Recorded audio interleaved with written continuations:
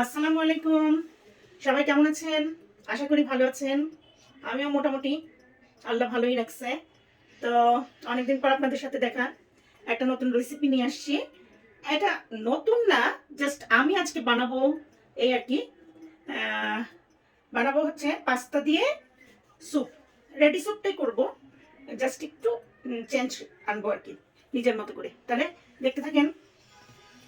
প্রথমে কি করব, এই যে পানিগুলো দিয়ে দেবো।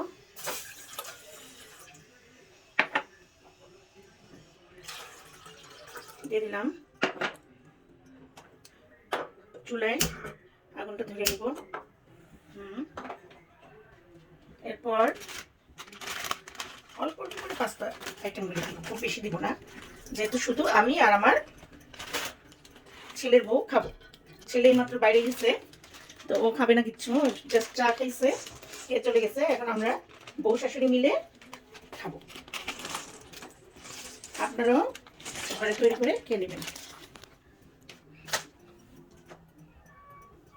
এই যে এখন দিয়ে দিচ্ছি একটু নুডলসের মশলা, দিয়ে দিচ্ছি নুডলসটা। এই যে এই স্যুপটা দিয়ে দিচ্ছি, কর্ন স্যুপ। একসাথে সব সিদ্ধ হয়ে যাবে।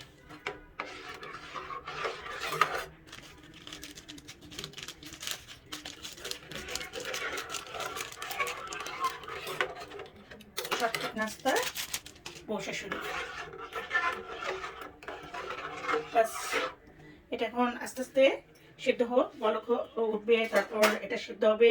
দেন আরো অনেক কাজ বাকি, দেখতে থাকেন। একটু ম্যাগি মশলা, এটা খুব টেস্টি মশলাটা, দামও খুব কম।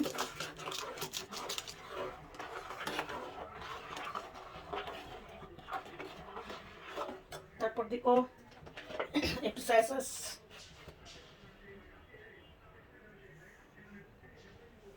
এই যে একটু সয়া সস দিয়ে দিলাম। হালকা একটু ভিনেগার দিয়ে দিলাম,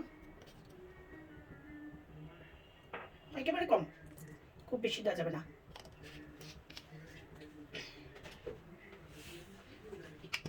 টমেটো সস,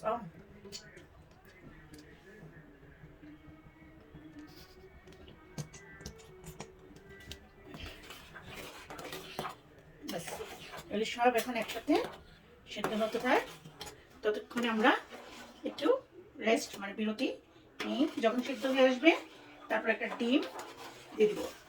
বেশি হালকা ঝাল দিব। এই তো কাঁচামরিচটা একটু কুচি কুচি করে দিয়ে দিচ্ছি।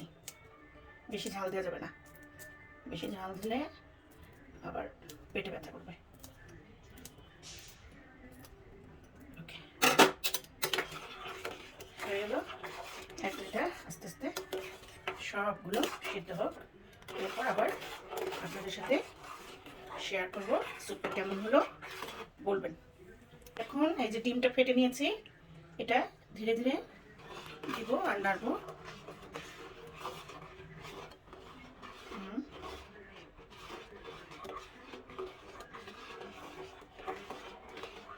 বাস,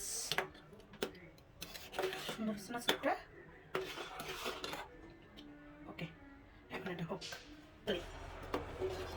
এই তো আমাদের স্যুপ তৈরি হয়ে গেছে, এখন আমরা খাবো। আপনারাও বাসায় তৈরি করে খাবেন, আশা করি ভালো লাগবে।